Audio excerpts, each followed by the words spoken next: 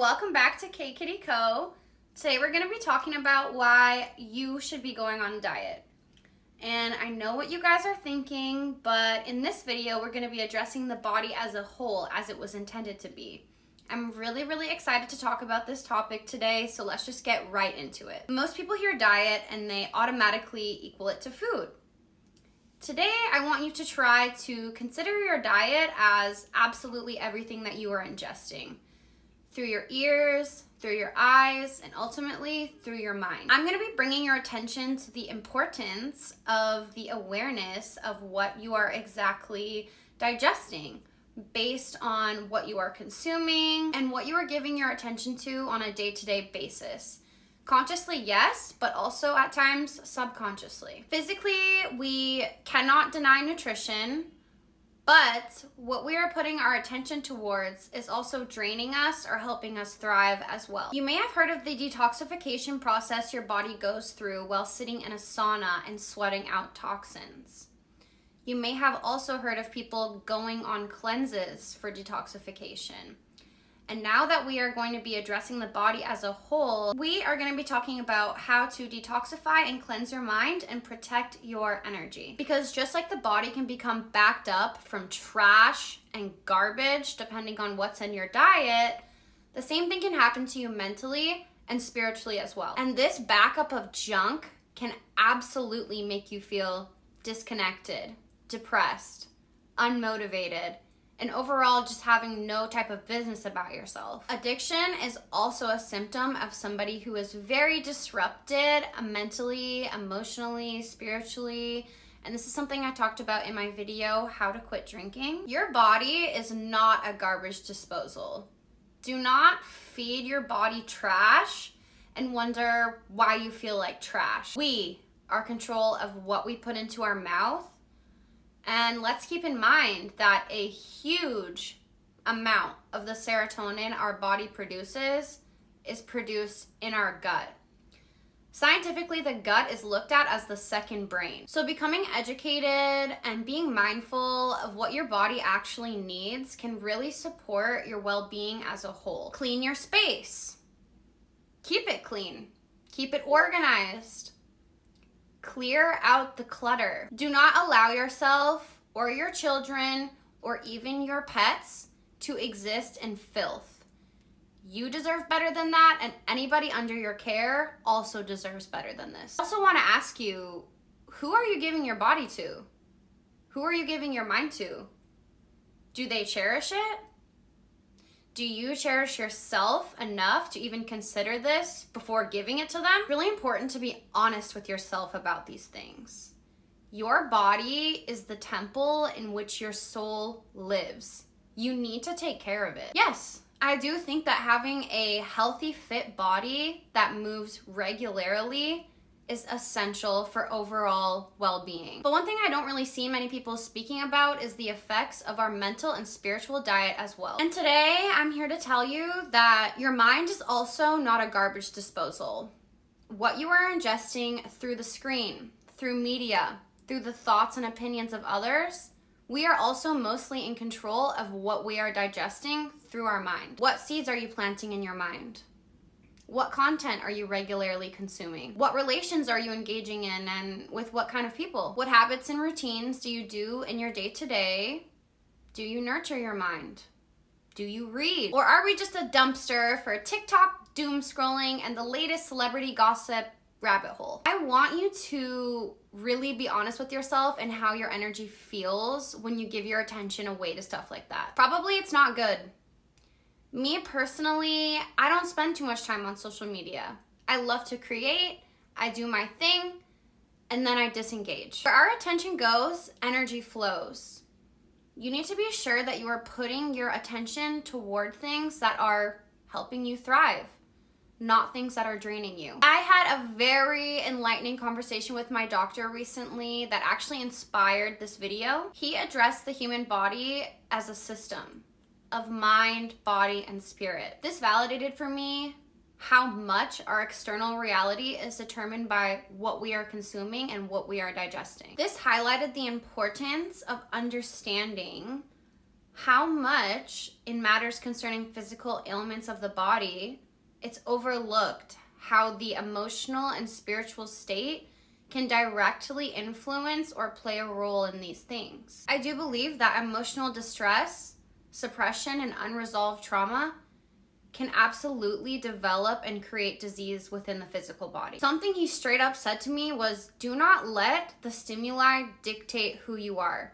You think about who you are. This is something that needs to be said in a society where we are bombarded 24/7 with propaganda and stimulus. And this may be controversial, but I do really think that we are not taught to be conscious of the mental diet because there are so many people who are benefiting from the fact that we're unaware or ignorant to how it could affect us. There is stimuli and content created that's entire function is to influence you and contaminate you energetically. Show yourself grace and accept yourself for not understanding these things sooner, by the way. Show yourself love and know you can do better now. Don't punish yourself. Show yourself love like you would somebody in your life that you truly love. Recognizing the power we have over our own life and the quality of it can be extremely sobering, overwhelming, and just discomforting. So I'm gonna hold your hand when I say this. If you experience resistance and discomfort to certain beliefs, or in this case, facts, it's very possible that the conditioning within you is being triggered and challenged. And I encourage people who become uncomfortable in the presence of certain knowledge to do their best to remain open-minded. God delivers messages through people, and God delivers messages through you as well. If you could just turn the noise down around you and listen.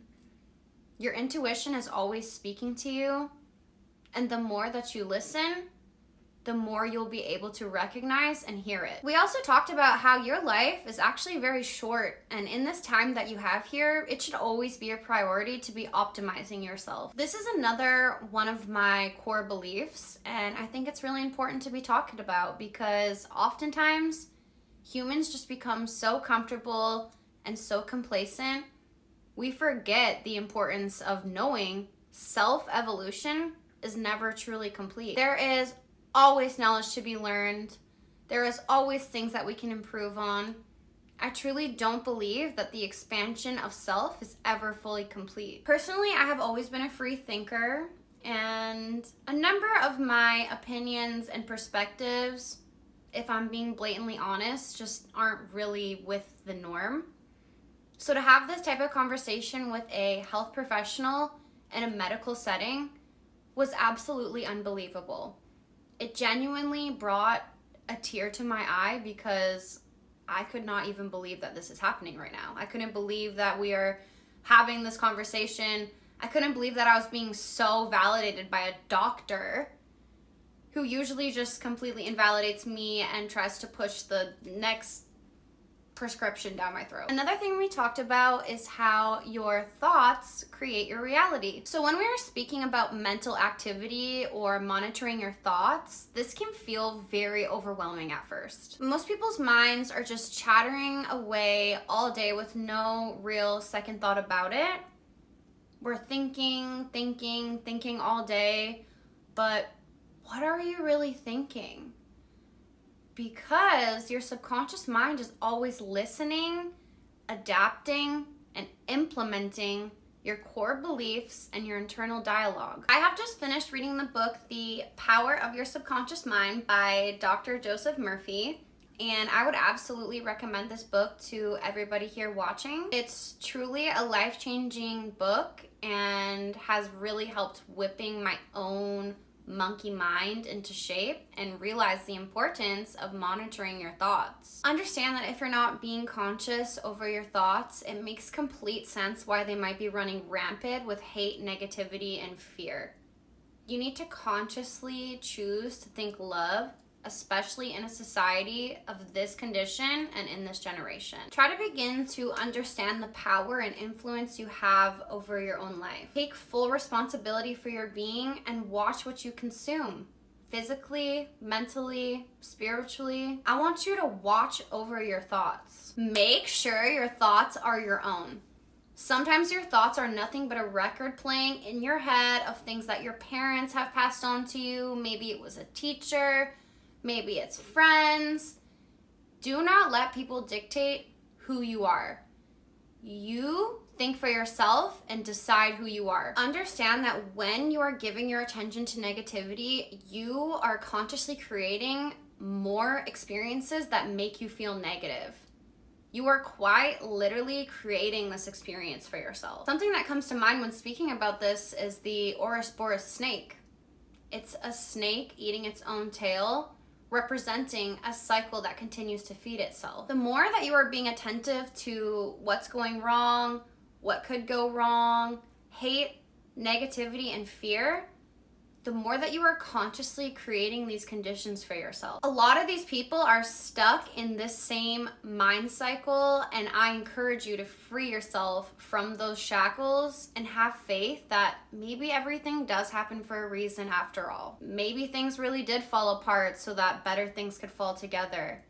Maybe my life really is happening for me and not to me. We need to practice gratitude. Happiness is literally a habit.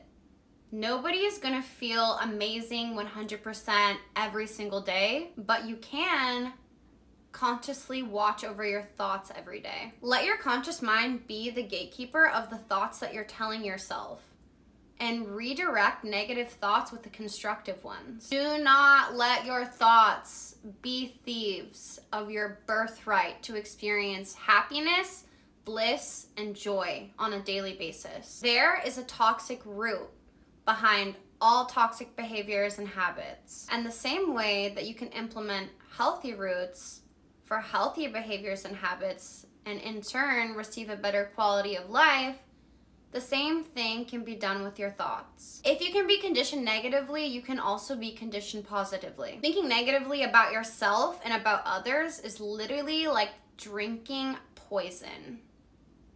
And this is a very hard habit to break, because these patterns are embedded deeply within our subconscious mind. You should always hope for others what you hope for yourself. And no, this is not toxic positivity.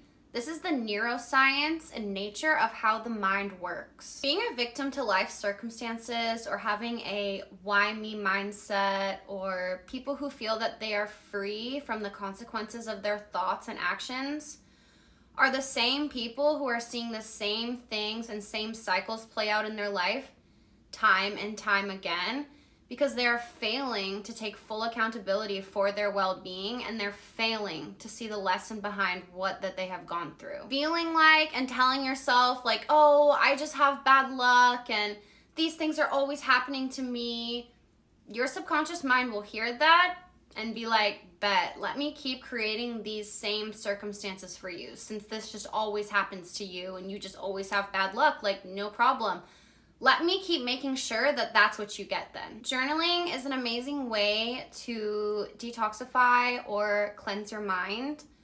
For me, it's like organizing a bunch of paper planes flying around in my brain into a nice, neat filing cabinet.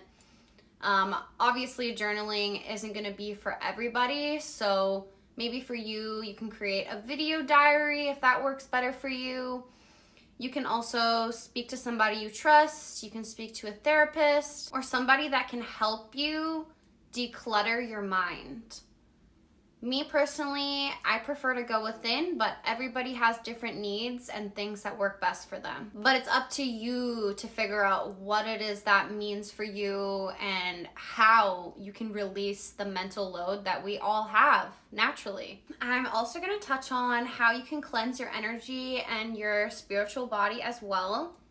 Keeping your space clean is, again, really, really important here. Keeping your energy clear isn't just about meditation and attending a sound bath. It also has to do with making sure that you are being authentic and accountable to yourself and to others. And a lot of people, your integrity is not intact, and you are getting clocked for who you are being when nobody's watching, whether you know it and whether you like it or not. Do you deceive?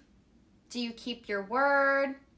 Do you lie? Do you cheat? Do you copy? Do you hate? Do you compete? Do you fear? When you tell yourself you're gonna do something, do you show up and do it when you said you would do it? Do you do the things that you said you were going to do when you said you were going to do them? These things create a lot of chaotic energy within your life. And you know you will never find inner peace until you can come into alignment with that which you truly value in your life, assuming that you know the importance of values.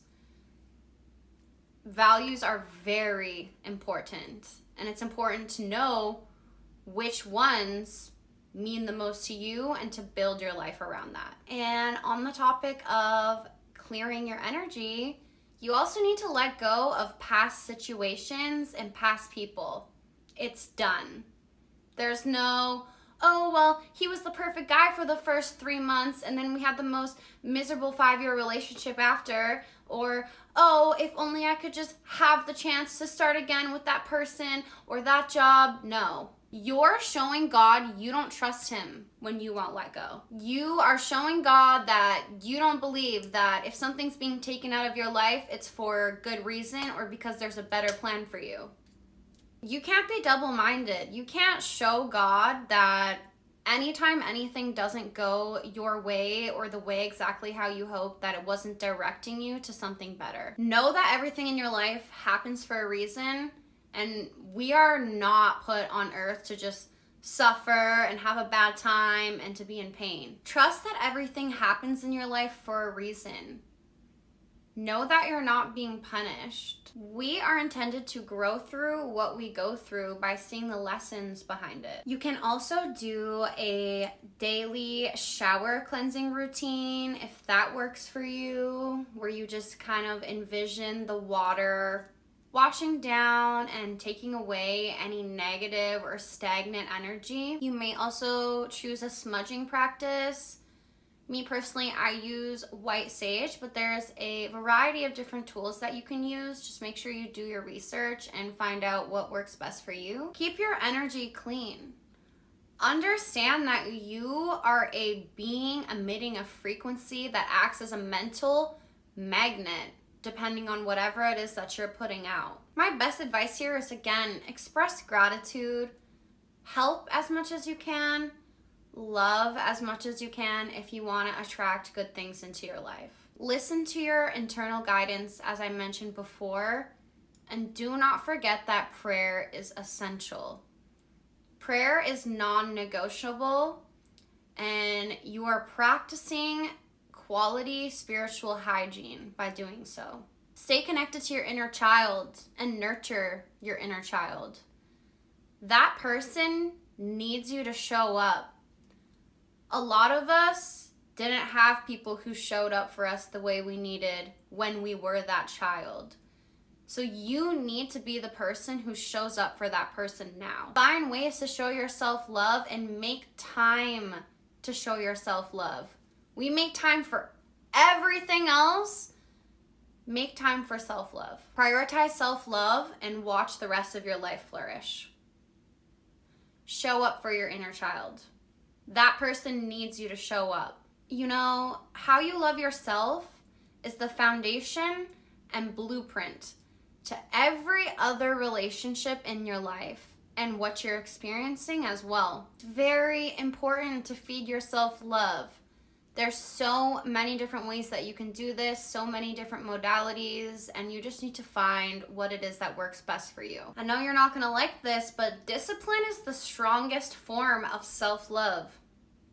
Discipline is not restriction. Choose the pain of discipline or choose the pain of regret. Those who feel that discipline is putting them in a cage are the true prisoners. Your impulses and vices should not control your life.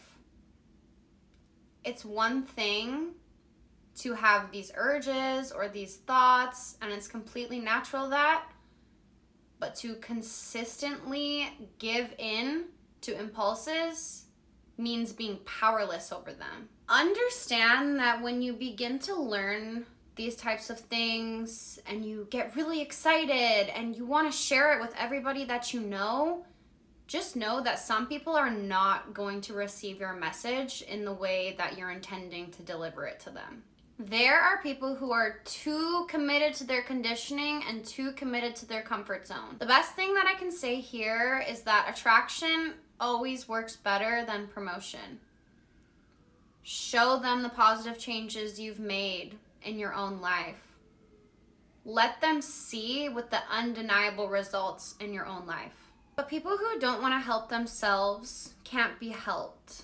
So don't be discouraged while being on this journey by people who might not understand.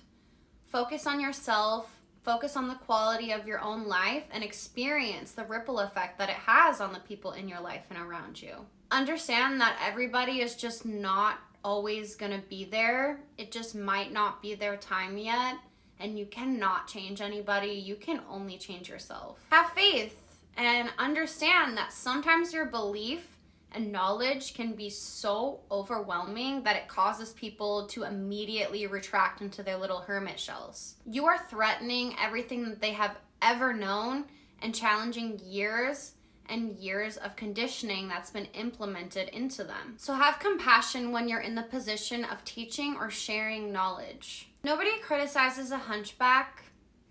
Nobody criticizes those who are fighting disease in their body. And the mentally ill should not be criticized in the same manner. We are a society that has been intentionally conditioned very deeply. When this program is challenged, it's only natural to feel defensiveness. But keep in mind, sometimes there's something within you creating this resistance that you feel towards certain knowledge or certain beliefs because it can really change your life. And this thought pattern or behavior needs your ignorance to continue to thrive within you. It needs your disbelief in the power you have over your own life to thrive. The sheep spend their whole life being fearful of the wolf and trusting the shepherd, only to be eaten by the shepherd. I hope you enjoyed this video. I hope it helped, and I hope you're feeling inspired to go on a diet or become more mindful of what we are digesting day to day into our body system. I wanna thank you guys so much for being here and for watching this video. I love you guys so much, and I'll see you in the next one.